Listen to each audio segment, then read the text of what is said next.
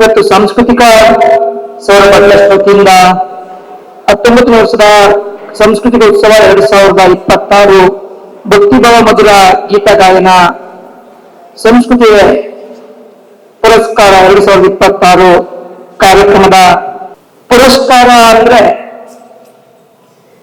ಉತ್ತರ ಕರ್ನಾಟಕ ಹೇಳುವಂತ ಸಂದರ್ಭದಲ್ಲಿ ಕಿಸೆ ಒಳಗಡೆ ರೊಕ್ಕ ಇದ್ರೆ ಎಲ್ಲಿ ಬೇಕಾದ್ರೂ ಸಿಗ್ತದೆ ಅನ್ನೋ ಸಂದರ್ಭ.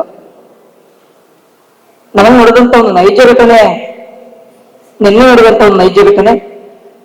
ಆದ್ರೆ ಹೆಸರೇಳಲಿಕ್ಕೆ ಇಚ್ಛೆ ಪಡಲ್ಲ. ನಿನ್ನೆ ಬೆಳಗ್ಗೆ ನಡೆದಂಥದ್ದು. ಗುರುಗಳೇ ನಿಮ್ಗೊಂದು ಪುರಸ್ಕಾರ ಕೊಡಬೇಕು, ಸನ್ಮಾನ ಮಾಡಬೇಕು, ಒಂದು ಪ್ರಶಸ್ತಿ ಪ್ರದಾನ ಮಾಡಬೇಕು ಅನ್ಕೊಂಡಿವಿ, ನೀವು ಬರಬೇಕು, ನಿಮ್ಮ ಆಯ್ಕೆ ಮಾಡಿವಿ ಅಂತ ಹೇಳ್ತಾರೆ.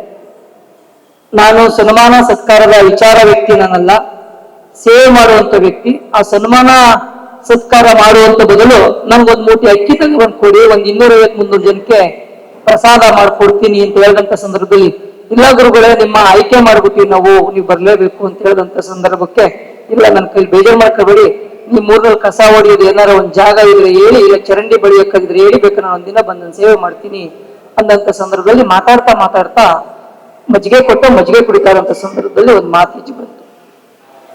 ಗುರುಗಳಿಗೆ ಒಂದು ದೊಡ್ಡ ಮಟ್ಟದ ಒಂದು ಕಾರ್ಯಕ್ರಮ ಮಾಡ್ತೇವೆ, ಈ ಕಾರ್ಯಕ್ರಮಕ್ಕೆ ಏನಾರ ಒಂದು ಆಯೋಜನೆ ಮಾಡ್ಬೇಕು, ನೀವು ಏನಾರ ಒಂದು ಸ್ವಲ್ಪ ಕೊಟ್ರೆ ನಿಮ್ದೊಂದು ದೊಡ್ಡ ಮಟ್ಟದಲ್ಲಿ ನಾವು ಬೀಳಿಸ್ತೀವಿ ಅಂತ.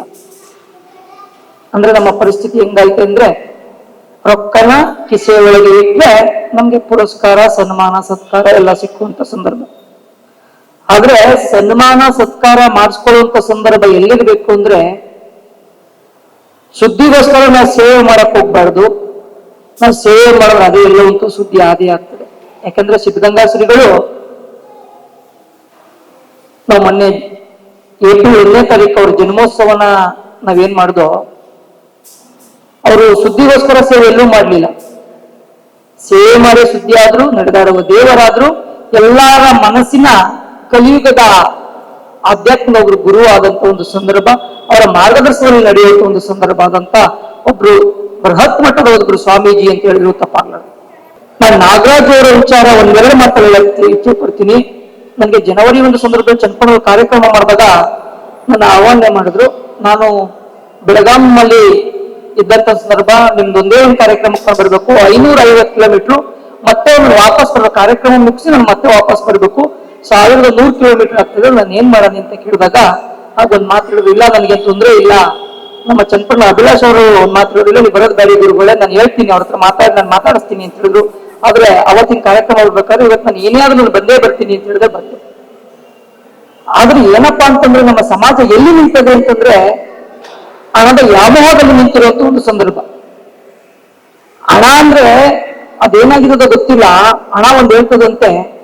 ಒಂದು ಕಡೆ ಗಾಂಧಿ ತಾತ ಇರುವಂತ ಒಂದು ನೋಟು ಒಂದು ಕಡೆ ಇದ್ದಂತ ಸಂದರ್ಭದಲ್ಲಿ ಮಿಕ್ಕದೆಲ್ಲ ಒಂದ್ ಕಡೆ ಇರ್ತದಂತೆ. ಶೋರೂಮ್ ಒಳಗಡೆ ಗಾಂಧಿ ತಾತ ಕೆಳಗಡೆ ಬಿದ್ದಿರ್ತದ, ಒಂದು ನೋಟು ಕೆಳಗಡೆ ಬಿದ್ದಿರ್ತದಂತೆ. ಆ ನೋಟು ಕೆಳಗಡೆ ಬಿದ್ದಿರ್ಬೇಕಾದ್ರೆ ಎಲ್ಲ ವಸ್ತುಗಳು ಶೋರೂಮ್ ಅಲ್ಲಿ ನಿಂತ್ಕೊಂಡು ಹೇಳ್ತದಂತೆ, ನಾನು ಫಸ್ಟ್ ಅಂತದಂತೆ. ಆದ್ರೆ ಆ ನೋಟ್ ಒಂದೇ ಒಂದು ಇರ್ತದಂತೆ, ಮೂರ್ಖ ನೀವೆಲ್ಲ ಫಸ್ಟ್ ಅಲ್ಲ, ನಾನ್ ಫಸ್ಟ್ ಅಂತದಂತೆ. ಹೇಗಪ್ಪ ಅಂತಂದ್ರೆ, ನಾನು ಎಲ್ಲೇ ಬಿದ್ದಿದ್ರು ನಾನು 5 ರೂಪಾಯಿ ಅಂದ್ರೆ 5 ರೂಪಾಯಿ ಅಂತಾರೆ, ನೀವ್ ಎಲ್ಲಿಂದ ಈಚೆಗೆ ಶೋರೂಮ್ ಈಚೆ ಬಂದ ತಕ್ಷಣ ನೀವು ಸೆಕೆಂಡ್ ಆಗೋಯ್ತು, ನಾನು ಯಾವತ್ತೂ ಫಸ್ಟ್ ಅಲ್ಲೇ ಇರ್ತೀನಿ ಅಂತ ಹೇಳ್ತದೆ. ಆದ್ರೆ ಈ ನೋಟ್ ಅದಲ್ಲ, ಈ ನೋಟ್ ಏನ್ ಮಾಡ್ತದೆ ಅಂದ್ರೆ ಎಲ್ಲಾರ ಮನುಷ್ಯನ ಭಾವನೆಗಳನ್ನ ಎಲ್ಲೋ ವಿಕೋಪಂತಿಗೆ ತಿರುಗಿಸುವಂತ ಸಂದರ್ಭ, ಕೊಲೆ, ಸುಲಿಗೆ, ದ್ವೇಷ, ಅಸೂಯೆ ಸೃಷ್ಟಿ ಮಾಡುವಂಥದ್ದು. ಯಾಕೆ ಹೇಳ್ತಾವನಿ ಅಂತಂದ್ರೆ, ನಾಗರಾಜ್ ಅವರು ಮಾಡ್ತಾರಂತ ಒಂದು ಕಾರ್ಯಕ್ರಮ ಮಾಡ್ತಂದ್ರೆ ಯಾವನ್ನೇನು ಹುಚ್ಕೊಂಡಿರ್ಬೇಕನ್ನ ಮಾಡ್ತಾರೆ, ಅದ್ರಿಂದ ರೊಕ್ಕ ಸಿಗ್ತದೆ ಅಂದ್ರೆ ದುಡ್ಡು ಸಿಗ್ತದೆ ಅನ್ನೋ ಮಾಡ್ತಾರೆ ಅಂತ ಹೇಳುವಂತ ಸಂದರ್ಭ. ಅವ್ರ ಕೈಯಿಂದ ಏನ್ ಹಾಕಿ ಮಾಡ್ತಾವ್ರೆ ಅಂತ ಯಾರು ಹೇಳಲಿಕ್ಕೆ ಸಾಧ್ಯತೆ ಇಲ್ಲ. ಎಲ್ಲೋ ಕುಂತ್ಕೊಳ್ಳೋದು, ಒಂದು ನೋಟ್ ತರೋದು, ಒಂದು ಕಾಮೆಂಟ್ ಮಾಡೋದು. ಕಾಮೆಂಟ್ ಮಾಡೋದು ಸುಲಭ, ಆ ಕಾಮೆಂಟ್ ಸತ್ಯತೆಗಳನ್ನು ನೋಡಿ ಅರ್ಥಂತ ಒಂದು ಸಂದರ್ಭದಲ್ಲಿ ಅರ್ಥವಾಗ್ತದೆ. ಯಾಕಂದ್ರೆ ನಾನು ದಿನಚರಿನ ನೋಡ್ತಾನೆ ಇರ್ತೀನಿ, ಪ್ರತಿನಿತ್ಯ ಸಾವಿರಾರು ಜನ, ಲಕ್ಷಾಂತರ ಜನ ನನ್ನ ಭಕ್ತಾದಿಗಳು ನೋಡಿದಂತ ಸಂದರ್ಭದಲ್ಲಿ ಒಬ್ಬೊಬ್ಬರು ಒಂದೊಂದು ಕಾಮೆಂಟ್ ಮಾಡ್ತಾ ಇರ್ತಾರೆ. ಆದ್ರೆ ಈ ವಿಚಾರ 2015ರಿಂದ ನಮ್ಮ ಸಾಧನವರು ಇಲ್ಲೇ ಮುಂದೆ ಕುಂದ 2015ರಿಂದ ನೋಡೋರೆ. ಅವ್ರಿಗೆ ಒಂದು ಕ್ಷೇತ್ರ ಹೆಂಗಿತ್ತು ಅಂತ 2021ರಿಂದ ನಮ್ಮ ಗೌರವ ಶ್ರೀನಿವಾಸ್ ಅವ್ರು ನೋಡೋರೆ. ಆದ್ರೆ ಇನ್ನೂ ಎಷ್ಟೋ ಹಲವಾರು ನಮ್ಮ ಆ ಕ್ಷೇತ್ರದ ಭಕ್ತಾದಿಗಳು ಇಲ್ಲಿದ್ದೀರಿ. ಆದ್ರೆ ಎಲ್ಲಪ್ಪ ಅಂತಂದ್ರೆ ಒಂದಲ್ಲ ಒಂದ್ ರೀತಿಲಿ ಒಬ್ಬ ವ್ಯಕ್ತಿ ಬೆಳಿತಾವನಿಂದಂತ ಸಂದರ್ಭದಲ್ಲೇ ಒಂಥರ ಮಾತಾಡುವಂಥದ್ದು, ಆ ವ್ಯಕ್ತಿ ಬಿದ್ದವನಿಂತ ಸಂದರ್ಭದಲ್ಲೇ ಒಂಥರ ಮಾತಾಡೋದು ಹಿಂಗಿರ್ತದೆ. ಅಂದ್ರೆ ಅವ್ರಿಗೆ ಮಾತಕ್ಕೆ ತಕ್ಕಂತ ಉಪಯೋಗಿಸೋರು ಅಂತದ್ದು. ಏಕೆಂದ್ರೆ ನಮ್ಮ ಉದ್ಘಾಟಕರು ಒಂದು ಮಾತು ಹೇಳಿದ್ರು, 2015 ಅಂದಿನ ಕಾಲದಲ್ಲಿ ಕಾಲೇಜ್ ಮೈದಾನದಲ್ಲಿ ಒಂದು ದೊಡ್ಡ ಮಟ್ಟದ ಒಂದು ಕಾರ್ಯಕ್ರಮ ಮಾಡಿದ್ರು ಅಂತ ನಾಗರಾಜ್ ಅವರು. ಇವತ್ತು ಅದೇ ಕಾರ್ಯಕ್ರಮ ಮಾಡ್ಬೇಕಾದ್ರೆ ಒಂದೊಂದು ಬೆಲೆ ಎಷ್ಟು ಮಟ್ಟದಲ್ಲಿ ಬೆಲೆ ಬೆಳೆದಿದೆ ಅನ್ನೋದು ಗೊತ್ತಾಗಿರುವಂತ ಸಂದರ್ಭ, 1 ಗ್ರಾಮ್ ಚಿನ್ನ 14-15 ಸಾವಿರ ಆಗಿರುವಂತ ಸಂದರ್ಭ, ಅವತ್ತು 3,000-4,000 ಇದ್ದಂತ ಚಿನ್ನ ಗ್ರಾಮ್ ಇದ್ದಂತ ಸಂದರ್ಭ. ಆದ್ರೆ ಇವತ್ತು ಅವ್ರು ಮಾಡ್ತಾ ಇರ್ತಕ್ಕಂಥ ಕಾರ್ಯಕ್ರಮ, ಎಲ್ಲೋ ದುಡ್ಡು ಮಾಡ್ತಾವನೆ, ಕೈ ಮೇಲ್ಕೊಂಡು ಆಗ್ತಾನೆ ಯಪ್ಪ. ಅದೇ ರೀತಿ ನನಗೊಂದಿರೋ ಅನುಭವ, ಕ್ಷೇತ್ರ ಬೆಳೆಯಲಿಕ್ಕಿಂತ ಮುಂಚಿತ ಹೋಗಿದ್ದಂತ ಸಂದರ್ಭ ಹೆಂಗಿತ್ತು ಅಂದ್ರೆ, ತಿರುಗಾಳಕ್ಕೆ ರಸ್ತೆ ಇರಲಿಲ್ಲ ಕ್ಷೇತ್ರಕ್ಕೆ. ನಮ್ ಸಾಧುವ್ರು ಗೊತ್ತು. ಇವತ್ತು ಆ ಕಡೆ ಈ ಕಡೆ 180 ಕುಟುಂಬಗಳಿಗೆ ನಾವು ಹೊಸ ಒಂದು ರಸ್ತೆ ಮಾಡಿಸ್ತೆ, 180 ಕುಟುಂಬಗಳ ಜೀವನ ಹೋಗ್ತದೆ ಅಂತ ಅಂದ್ಬಿಟ್ಟು ಮತ್ತೆ ರಸ್ತೆ ಹೆಂಗಿತ್ತು ಅದೇ ಯಥಾ ಪ್ರಕಾರ ರಸ್ತೆ ಮಾಡಿಸ್ತೆ. ಆದ್ರೆ ಹೇಳ್ಕೊಳ್ಳುವಂತ ಜನ ಹೆಂಗಿರ್ತದೆ ಅಂತಂದ್ರೆ, ಸ್ವಾಮಿಗಳಿಗೆ ದುಡ್ಡು ಕಮ್ಮಿ ಆಗ್ಬಿಡ್ತದೆ ಅಂತ ಹೆಂಗ್ ಮಾಡಿದ್ರಿ ಅನ್ಕಂತ. ಒಂದು ದಿನಕ್ಕೆ ಇವತ್ತು ಕಮ್ಮಿ ಅಂದ್ರೆ ಒಂದು 70-80 ಸಾವಿರ ಜನ ಪ್ರಸಾದ ಮಾಡಿರ್ಬೋದು. ಆದ್ರೆ ನಮ್ಮಲ್ಲಿ 5 ಜನಕ್ಕೆ ಪ್ರಸಾದ ಮಾಡ್ಬೇಕಾದ್ರೆ, ಊಟ ಮಾಡ್ಬೇಕಾದ್ರೆ ಎಷ್ಟು ಕಷ್ಟ ಇರ್ತದೆ ಅಂತ ಗೊತ್ತಿರ್ತದೆ. ಆದ್ರೆ 70-80 ಸಾವಿರ ಜನಕ್ಕೆ ಮಾಡ್ಬೇಕಾದ್ರೆ ಇವ್ರು ಅಪ್ಪನ ಮನೆ ತಂದು ಹಾಕ್ತಾನೆ, ಭಕ್ತಾದಿಗಳು ಯಾರ ತಂದ್ಕೊಟ್ಟು ಆಗ್ತಾ ಬಿಡುವಂತ ಸಂದರ್ಭ. ಆದ್ರೆ ಇದೇ ಸಂದರ್ಭ ನಮ್ಮ ಉತ್ತರ ಕರ್ನಾಟಕದಲ್ಲಿ ನೋಡ್ತಾವನೆ. ಉತ್ತರ ಕರ್ನಾಟಕದಲ್ಲಿ ಇರುವಂತ ಒಂದು ಸಂದರ್ಭ ಹೆಂಗದೆ ಅಂದ್ರೆ, ಬಹಳ ಹಿಂಗಿರುವಂತ ಸಂದರ್ಭ. ಈ ತರ ಒಂದು ಕಾರ್ಯಕ್ರಮ ಮಾಡಿದ್ರೆ ಇವತ್ತು ಕಮ್ಮಿ ಅಂದ್ರೆ 1-1.5 ಸಾವಿರ ಜನ ಇಲ್ಲಿ ಕುಂತಿರ್ತಿದ್ರು. ಅದೇ ಒಂಥರ ಒಂದು ಪರಂಪರೆ. ಏನಂದ್ರೆ ಅವರು ಮನುಷ್ಯರು, ನಾವು ಮನುಷ್ಯರು, ಅದನ್ನು ನಾವು ತಿಳ್ಕೋಬೇಕಾದ್ರೆ ಒಂದು ನನ್ನ ಆತ್ಮೀಯರೇ ಏನಾಗದೆ ಅಂದ್ರೆ, ಮನುಷ್ಯನ ತನ್ನ ದೇಹ ರಕ್ಷಣೆಗೆ ನೆಡುವಂತ ಕಾಲಿನ ಪಾದರಕ್ಷೆಗಿರುವಂತ ಬೆಲೆ ಈ ಮನುಷ್ಯ ಸತ್ತಾದ್ಮೇಲಿಲ್ಲ ಈ ಬಾಡಿಗೆ. ಹೇಗೆಂದ್ರೆ, ಬರುವಾಗ ಬೆತ್ತಲೆ, ಹೋಗುವಾಗ ಬೆತ್ತಲೆ, ಜೀವನದ 4 ದಿನದ ಕತ್ತಲೆ ಒಳಗಡೆ ಜೀವನ ಸಾಕುವ ಈ ಮನುಷ್ಯ, ಆಳುತ್ತ ಮನುಷ್ಯನಿಗೆ ಗೇಲಿದ್ದ ಹೊಟ್ಟೆ, ತಿನ್ನದು 1 ಇಡಿ ಅಕ್ಕಿಯ ಅನ್ನ, ಕೊನೆಯದು ಮಣ್ಣು. ಏನೂ ಇಲ್ಲ, ಸಹಾಯಗಿಂತಷ್ಟೇ.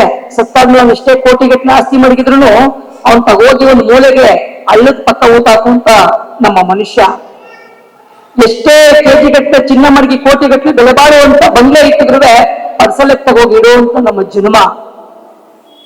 ಆದ್ರೆ ನಮ್ ಹಿಂದೆ ಬರುವಂತದ್ದು ನಮ್ಗೆ ಏನ್ ಬರ್ತದಪ್ಪ ಅಂದ್ರೆ, ನಾವು ಮಾಡಿದಂತ ಪಾಪ ಪುಣ್ಯಗಳು ನಮ್ಮ ಎಲ್ಲಿ ಬರ್ತದೆ, ನಮ್ ಹಿಂದೆ ಬರ್ತದೆ. ನಮ್ ಹಿಂದೆ ಬರೋದು ಸುಮ್ಮನೆ ಬರಲ್ಲ. ನಾನು ಒಳ್ಳೇದು ಮಾಡಿದ್ರೆ ಪಾಪ ಪುಣ್ಯಾತ್ ಮಾಡ್ತಾರೆ, ಕೆಟ್ಟದ್ದು ಮಾಡಿದ್ರೆ ಕೆಟ್ಟ ನನ್ನ ಮಗ ಅಂತ ಹೇಳ್ತಾರೆ. ಅಲ್ಲಿ ನಮಗ್ ಅದು ಎಲ್ಲಿಗಿಂತ ಬರ್ತದೆ, ಕೊನೆ ಕ್ಷಣಕ್ಕೂ ಬರೋದಾದ್ರೆ ನಾವು ಮಾಡಿದ ಒಂದು ಒಳ್ಳೆ ಕಾರ್ಯ, ಒಳ್ಳೆ ಸಾಧನೆ, ಅದೇ ನಮ್ಮ ಗುಂಡಿಯಿಂದ ಆಚೆ ಬರೋದು. ನನ್ನ ಆಸ್ತಿಯೇ ಗುಂಡಿ, ನನ್ನ ಬಂಧು ಬಳಗ ಎಲ್ಲ ಕೊನೆಗಿಂತ ಬರೋದು ಎಲ್ಲಿಗೆ ಅಂತ, ಗುಂಡಿಯಿಂದ ಕೊನೆಗೆ ಬರೋದು ಯಾವ್ದಪ್ಪ ಅಂದ್ರೆ, ನಾನು ಮಾಡಿದೊಂದು ಸಾಧನೆ, ಒಳ್ಳೆ ಕಾರ್ಯ, ಒಳ್ಳೆ ಸತ್ಕಾರ್ಯಗಳು ಬರ್ಲಿಕ್ಕೆ ಸಾಧ್ಯ. ಅಂತ ಕಾರ್ಯವನ್ನ ನಾಗರಾಜ್ ಅವ್ರು ಮಾಡ್ತಾವ್ರೆ. ಅವ್ರಿಗೆ ಆ ಮಹತಾಯಿ ನಮ್ಮ ನಾಡಿನ ಅಧಿದೇವತೆ ಶಕ್ತಿ ದೇವತೆ ತಾಯಿ ಚಾಮುಂಡೇಶ್ವರಿ ಅವರಿಗೆ ಇನ್ನೂ ಹೆಚ್ಚಾಡುವಂತ ಒಂದು ಕಾರ್ಯಕ್ರಮ ಮಾಡಿದ ಅವ್ರಿಗೆ ಆಯುಷು, ಆರೋಗ್ಯ ಇವೆಲ್ಲವೂ ಮಾಡಕ್ಕೆ ಐಶ್ವರ್ಯನೂ ಬೇಕು. ಮಹಾಲಕ್ಷ್ಮಿಯಲ್ಲಿರ್ತೇಳೋ ಕಾರ್ಯಕ್ರಮ ಮಾಡಲಿಕ್ಕೆ ಸಾಧ್ಯ ಅಂತ ಹೇಳ್ತಾ, ಕರುನಾಡು ಟೈಮ್ಸ್ ಚಾನೆಲ್ನಲ್ಲಿ ಸುದ್ದಿ ಮತ್ತು ಜಾಹೀರಾತು ನೀಡಲು ಈ ನಂಬರ್ಗೆ ಕರೆ ಮಾಡಿ.